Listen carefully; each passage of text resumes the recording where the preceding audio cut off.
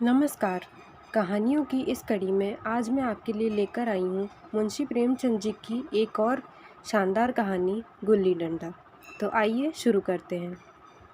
हमारे अंग्रेज़ी दोस्त माने या ना माने, मैं तो यही कहूँगा कि गुल्ली डंडा सब खेलों का राजा है।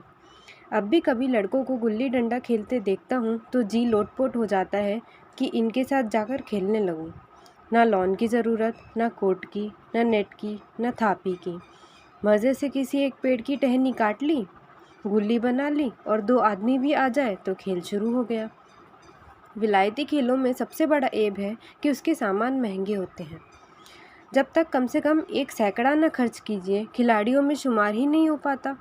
यहाँ गुल्ली डंडा है कि बिना हर्र फिटकरी के चोखा रंग देता है, पर हम अंग्रेज़ी चीज़ों के पीछे ऐसे दीवाने हो रहे हैं कि अपनी सभी चीज़ों से अरुचि हो गई। स्कूलों में हर एक लड़के से 3-4 रुपये सालाना केवल खेलने की फ़ीस ली जाती है। किसी को यह नहीं सूझता कि भारतीय खेल खिलाएं, जो बिना दाम कौड़ी के खेले जाते हैं। अंग्रेज़ी खेल उनके लिए हैं जिनके पास धन है। गरीब लड़कों के सिर पर यह व्यसन क्यों मढ़ते हो? ठीक है, गुल्ली से आँख फूट जाने का भय रहता है, तो क्या क्रिकेट से सिर फूट जाने, तिल्ली फट जाने, टांग टूट जाने का भय नहीं रहता? अगर हमारे माथे में गुल्ली का दाग आज तक बना हुआ है, तो कई हमारे दोस्त ऐसे भी हैं जो थापी को बैसाखी से बदल बैठे। यह अपनी अपनी रुचि है। मुझे गुल्ली सब खेलों में सबसे ज़्यादा अच्छी लगती है और बचपन की मीठी स्मृतियों में गुल्ली ही सबसे मीठी है। वह प्रातःकाल घर से निकल जाना, वह पेड़ पर चढ़कर टहनियाँ काटना और गुल्ली डंडे बनाना, वह उत्साह, वह खिलाड़ियों के जमघटे, वह पदना और पदाना, वह लड़ाई झगड़े, वह सरल स्वभाव, जिसे छूत अछूत अमीर गरीब का बिल्कुल भेद न रहता था, जिसमें अमीराना चोचलों की, प्रदर्शन की, अभिमान की गुंजाइश ही न थी। यह उसी वक्त भूलेगा जब जब घरवाले बिगड़ रहे हैं, पिताजी चौके पर बैठे वेग से रोटियों पर अपना क्रोध उतार रहे हैं, अम्मा की दौड़ केवल द्वार तक है, लेकिन उनकी विचारधारा में मेरा अंधकारमय भविष्य टूटी हुई नौका की तरह डगमगा रहा है और मैं हूँ कि पदारने में मस्त हूँ। ना नहाने की सुधि है, ना खाने की। गुल्ली है तो ज़रा सी, पर उसमें दुनिया भर की मिठाइयों की मिठास और तमाशों का आनंद भरा हुआ है। मेरे हमजोलियों में एक गया नाम का लड़का था। वह मुझसे 2-3 साल बड़ा होगा। दुबला, बंदरों की सी लंबी लंबी पतली पतली उंगलियां, बंदरों की सी चपलता, वही झल्लाहट। गुल्ली कैसी ही हो, पर इस तरह लपकता था जैसे छिपकली कीड़ों पर लपकती है। मालूम नहीं उसके माँ बाप थे या नहीं, कहाँ रहता था, क्या खाता था, पर था हमारे गुल्ली क्लब का चैम्पियन। जिसकी तरफ वह आ जाए उसकी जीत निश्चित थी। हम सब उसे दूर से आते देख दौड़कर उसका स्वागत करते थे और अपना गोइयाँ बना लेते थे। एक दिन मैं और गया 2 ही जने खेल रहे थे। वह पदा रहा था और मैं पद रहा था। मगर कुछ विचित्र बात है कि पदाने में हम दिन भर मस्त रह सकते हैं, पदना 1 मिनट का भी अखरता है। मैंने गला छुड़ाने के लिए सब चालें चली, जो ऐसे अवसर पर शास्त्र विहित न होने पर भी क्षम्य है, लेकिन गया अपना दांव लिए बगैर मेरा पिंड न छोड़ता था। मैं घर की ओर भागा। अनुनय विनय का कोई असर न हुआ था। गया ने मुझे दौड़कर पकड़ लिया और डंडा तानकर बोला, मेरा दांव देकर जाओ। पदाया तो बड़े बहादुर बन के, पदने की बेर क्यों भागे जाते हो? तुम दिन भर पदाओ तो मैं दिन भर पत्तर हूँ। हाँ, तुम्हें दिन भर पदना पड़ेगा। न खाने जाऊँ न पीने जाऊँ। हाँ, मेरा दाव दिए बिना कहीं जा ही नहीं सकते। मैं तुम्हारा गुलाम हूँ। हाँ, मेरे गुलाम हो। मैं घर जाता हूँ, देखूँ मेरा क्या कर लेते हो। घर कैसे जाओगे, कोई दिल लगी है? दांव दिया है, दांव लेंगे। अच्छा, कल मैंने वह अमरूद खिलाया था, वो लौटा दो। वह तो पेट में चला गया। निकालो पेट से, तुमने क्यों खाया मेरा अमरूद? अमरूद तुमने दिया तब मैंने खाया, मैं तुमसे मांगने थोड़ी आया था। जब तक मेरा अमरूद ना दोगे मैं दांव ना दूंगा। मैं समझता था न्याय मेरी ओर है। आखिर मैंने किसी स्वार्थ से ही तो उसे अमरूद खिलाया होगा। कौन निस्वार्थ किसी के साथ सलूक करता है? भिक्षा तक तो स्वार्थ के लिए देते हैं।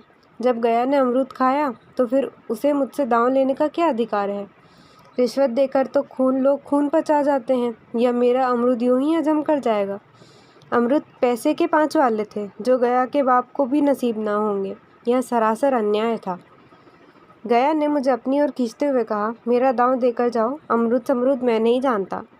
मुझे न्याय का बल था, वह अन्याय पर डटा हुआ था। मैं हाथ छुड़ाकर भागना चाहता था, वह मुझे जाने न देता। मैंने उसे गाली दी, उसने उससे कड़ी गाली दी, और गाली ही नहीं, एक चाटा जमा दिया। मैंने उसे दांत से काट लिया, उसने मेरी पीठ पर डंडा जमा दिया। मैं रोने लगा। गया मेरे इस अस्त्र का मुकाबला न कर सका। मैंने तुरंत आंसू पोंछ डाले, डंडे की चोट भूल गया और हंसता हुआ घर जा पहुंचा। मैं थानेदार का लड़का एक लड़के के हाथों पिट गया, यह मुझे उस समय भी अपमानजनक मालूम हुआ, लेकिन घर में किसी से शिकायत न की। उन्हीं दिनों पिताजी का वहाँ से तबादला हो गया। नई दुनिया देखने की खुशी में मैं ऐसा फूला कि अपने हमजोलियों से बिछड़ जाने का बिल्कुल दुख न हुआ। पिताजी दुखी थे, वह बड़ी आमदनी की जगह थी। अम्मा जी भी दुखी थी। यहाँ सब चीज़ें सस्ती थी और मोहल्ले की स्त्रियों से घराव सा हो गया था, लेकिन मैं सारे खुशी के फूला न समाता था। लड़कों में जीट उड़ा रहा था। वहाँ घर ऐसे थोड़े ही होते हैं, ऐसे ऐसे ऊंचे घर हैं कि आसमान से बातें करते हैं। वहाँ के अंग्रेज़ी स्कूल में कोई मास्टर लड़कों को पीटे तो उसे जेल हो जाए। मेरे मित्रों की फैली हुई आंखें और चकित मुद्रा बतला रही थी कि उनकी निगाह में कितनी स्पर्धा हो रही थी। मानो कह रहे थे, तुम भगवान हो भाई, जाओ, हमें तो इसी उज्जड़ ग्राम में जीना भी है और मरना भी। 20 साल गुजर गए।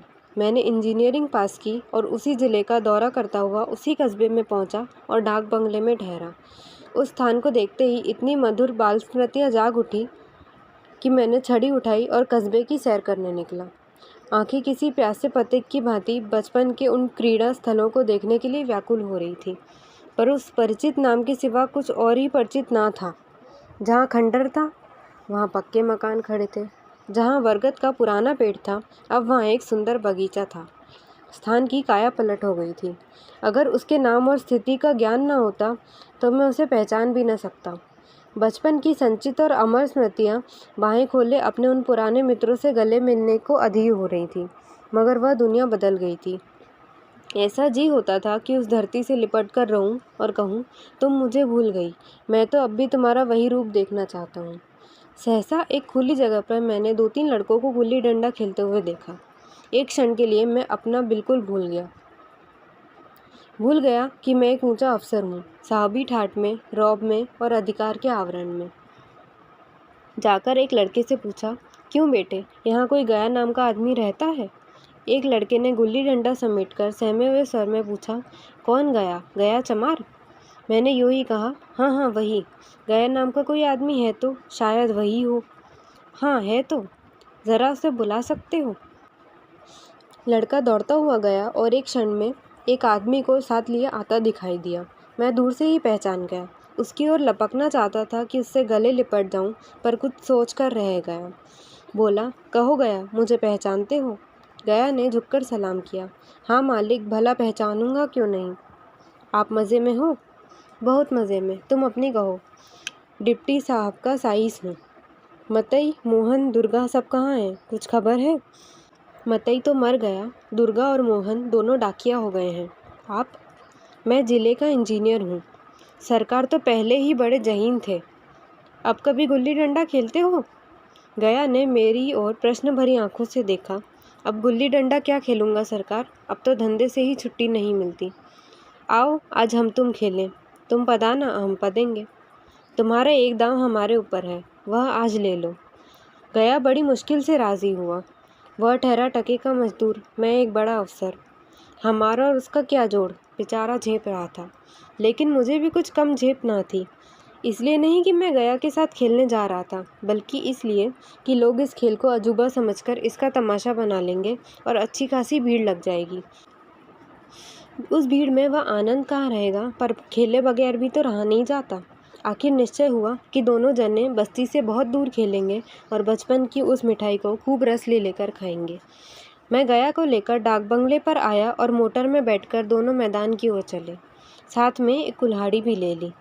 मैं गंभीर भाव धारण किए हुए था, लेकिन गया इसे अभी तक मजाक ही समझ रहा था।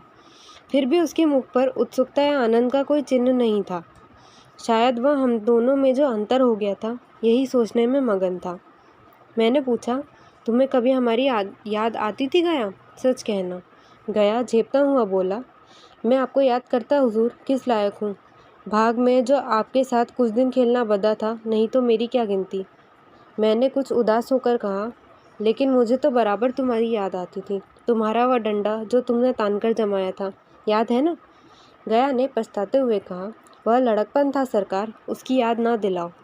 वाह, वह मेरे बाल जीवन की सबसे रसीली याद है। तुम्हारे उस डंडे में जो रस था, वह ना तो अब मैं आदर सम्मान में पाता हूँ, न धन में। इतनी देर में हम बस्ती से कोई 3 मील निकल आए। चारों तरफ सन्नाटा है। पश्चिम ओर कोसों तक भीमताल फैला हुआ है, जहाँ आकर हम किसी समय कमल पुष्प तोड़ ले जाते थे और उसके झुमक बनाकर कानों में डाल लेते थे। जेठ की संध्या केसर में डूबी चली आ रही है। मैं लपककर एक पेड़ पर चढ़ गया और एक टहनी काट लाया। चटपट गुल्ली डंडा बन गया। खेल शुरू हो गया। मैंने गुच्ची में गुल्ली रखकर उछाली। गुल्ली गया के सामने से निकल गई। उसने हाथ लपकाया जैसे मछली पकड़ रहा हो। गुल्ली उसके पीछे जाकर गिरी। यह वही गया है जिसके हाथों में गुल्ली जैसे अपने आप ही आकर बैठ जाती थी। वह दाएं बाएं कहीं भी हो, गुल्ली उसकी हथेली में ही पहुंचती थी, जैसे गुल्लियों पर वशीकरण डाल देता हो। नई गुल्ली, पुरानी गुल्ली, छोटी गुल्ली, बड़ी गुल्ली, नोकदार गुल्ली, सपाट गुल्ली, सभी उससे मिल जाती थी। जैसे उसके हाथ में कोई चुंबक हो, गुल्लियों को खींच लेता हो। लेकिन आज गुल्ली को उससे वह प्रेम नहीं रहा। फिर तो मैंने पदाना शुरू किया। मैं तरह तरह की धांधलियाँ कर रहा था। अभ्यास की कसर बेईमानी से पूरी कर रहा था। हुच जाने पर भी डंडा खुले जाता था। हालांकि शास्त्र के अनुसार गया की बारी आनी चाहिए थी। गुल्ली पर ओछी चोट पड़ती और वह ज़रा दूर पर गिर पड़ती तो मैं झपटकर खुद उठा लेता और दोबारा टाण लगाता। गया यह सारी बेकायदगियाँ देख रहा था, पर कुछ न बोलता था, जैसे उसे सब कायदे कानून भूल गए। उसका निशाना कितना अचूक था। गुल्ली उसके हाथ से निकलकर टन से डंडे से आकर लगती थी। उसके हाथ से छूटकर उसका काम था डंडे से टकरा जाना। लेकिन आज वह गुल्ली डंडे में लगती ही नहीं। कभी दाएं जाती है, कभी बाएं, कभी आगे, कभी पीछे। आधे घंटे बदाने के बाद एक गुल्ली डंडे में आकर लगी। मैंने धांधली की। गुल्ली डंडे में नहीं लगी। बिल्कुल पास से गई, लेकिन लगी नहीं। गया ने किसी भी प्रकार का असंतोष प्रकट नहीं किया। न लगी होगी। डंडे में लगती तो क्या मैं बेईमानी करता? नहीं भैया, तुम भला बेईमानी करोगे? बचपन में मजाल थी कि मैं ऐसा घपला करके जीता बचता। यही गया मेरी गर्दन पर चढ़ बैठता, लेकिन आज मैं उसे कितनी आसानी से धोखा दिए चला जाता था। गधा है, सारी बातें भूल गया। सहसा गुल्ली फिर डंडे से लगी और इतनी ज़ोर से लगी जैसे बंदूक छूटी हो। इस प्रमाण के सामने अब किसी भी तरह की धांधली करने का साहस मुझे इस वक्त ना हो सका। लेकिन क्यों न एक बार सबको झूठ बताने की चेष्टा करूं? मेरा हरज ही क्या है? मान गया कि वाह वाह, नहीं 2-4 हाथ पदना तो पड़ेगा ही। अंधेरे का बहाना बनाकर जल्दी से छुड़ा लूँगा। फिर कौन दांव देने आता है?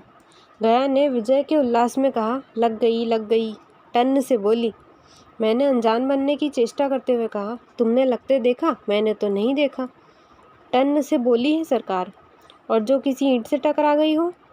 मेरे मुख से यह वाक्य उस समय कैसे निकला, इसका मुझे खुद आश्चर्य है। इस सत्य को झुटलाना वैसा ही था जैसे दिन को रात बताना। हम दोनों ने गुल्ली को डंडे से जोर से लगते देखा था, लेकिन गया ने मेरा कथन स्वीकार कर लिया। हाँ, किसी ईंट में ही लगी होगी। डंडे में लगती तो इतनी आवाज़ ना आती। मैंने फिर पदाना शुरू कर दिया, लेकिन इतनी प्रत्यक्ष धांधली कर लेने के बाद गया की सरलता पर मुझे दया आने लगी। इसलिए जब तीसरी बार गुल्ली डंडे में लगी तो मैंने उदारता से दांव देना तय कर लिया। गया ने कहा, अब तो अंधेरा हो गया है भैया, कल पर रखो। मैंने सोचा कल बहुत सा समय होगा, यह न जाने कितनी देर पदाए, इसलिए इसी वक्त मामला साफ कर लेना अच्छा होगा। नहीं नहीं, अभी बहुत उजाला है, तुम अपना दांव ले लो। गुल्ली सूझेगी नहीं, कुछ परवाह नहीं। गया ने पदाना शुरू किया, लेकिन अब उसे बिल्कुल अभ्यास ना था। उसने 2 बार टाण लगाने का इरादा किया, पर 2 ही बार हुच गया। 1 मिनट से कम में वह दांव खो बैठा। मैंने अपनी हृदय के विशालता का परिचय दिया। एक दांव और खेल लो, तुम तो पहले ही हाथ में हुच गए। नहीं भैया, अब अंधेरा हो गया। तुम्हारा अभ्यास छूट गया, कभी खेलते नहीं। खेलने का समय कहाँ मिलता है भैया। हम दोनों मोटर पर जा बैठे और चिराग जलते जलते पड़ाव पर पहुंच गए। गया चलते चलते बोला, कल यहाँ गुल्ली डंडा होगा, सभी पुराने खिलाड़ी खेलेंगे, तुम भी आओगे? जब तुम्हें फुर्सत हो तभी खिलाड़ियों को बुलाऊं। मैंने शाम का समय दिया और दूसरे दिन मैच देखने गया। कोई 10-10 आदमियों की मंडली थी। कई मेरे लड़कपन के साथी निकले। अधिकांश युवक थे जिन्हें मैं पहचान न सका। खेल शुरू हुआ। मैं मोटर पर बैठा बैठा तमाशा देखने लगा। आज गया का खेल, उसका नैपुण्य देखकर मैं चकित हो गया। टाण लगाता तो गुल्ली आसमान से बातें करती। कल की सी वह झिझक, वह हिचकिचाहट, वह बेदिली आज न थी। लड़कपन में जो बात थी, आज उसने प्रौढ़ता प्राप्त कर ली थी। कहीं कल इसने मुझे इस तरह पदाया होता तो मैं ज़रूर रोने लगता। उसके डंडे की चोट खाकर गुल्ली 200 गज की खबर लाती थी। पदने वालों में एक युवक ने कुछ धांधली की। उसने अपने विचार में गुल्ली लपक ली थी। गया का कहना था गुल्ली ज़मीन में लगकर उछली थी। इस पर दोनों में ताल ठोकने की नौबत आई है। युवक दब गया। गया का तमतमाया हुआ चेहरा देखकर वह डर गया। अगर वह दब न जाता तो ज़रूर मारपीट हो जाती। मैं खेल में न था, पर दूसरों के इस खेल में मुझे वही लड़कपन का आनंद आ रहा था जब हम सब कुछ भूलकर खेल में मस्त हो जाते थे। अब मुझे मालूम हुआ कि कल गया ने मेरे साथ खेला नहीं, केवल खेलने का बहाना किया। उसने मुझे दया का पात्र समझा। मैंने धांधली की, बेईमानी की, पर उसे ज़रा भी क्रोध न आया। इसलिए नहीं कि वह खेल नहीं रहा था, वह मुझे खिला रहा था, मेरा मन रख रहा था। वह मुझे पदाकर मेरा कचूमर नहीं निकालना चाहता था। अब मैं अफसर हूँ। यह अफसरी मेरे और उसके बीच में दीवार बन गई है। अब मैं उसका लिहाज पा सकता हूँ, अदब पा सकता हूँ, साहचर्य नहीं पा सकता। लड़कपन था तब मैं उसका समकक्ष था। यह पद पाकर अब मैं केवल उसकी दया के योग्य हूँ। वह मुझे अपना जोड़ नहीं समझता। वह बड़ा हो गया है और मैं छोटा हो गया हूँ। आप सभी को ये कहानी कैसी लगी कमेंट करके ज़रूर बताइएगा। अगर आपको ये कहानी अच्छी लगी तो इसे लाइक और शेयर ज़रूर करें और चैनल को सब्सक्राइब करें ताकि हम आपके लिए और कहानियाँ ला सकें। Thank you for listening.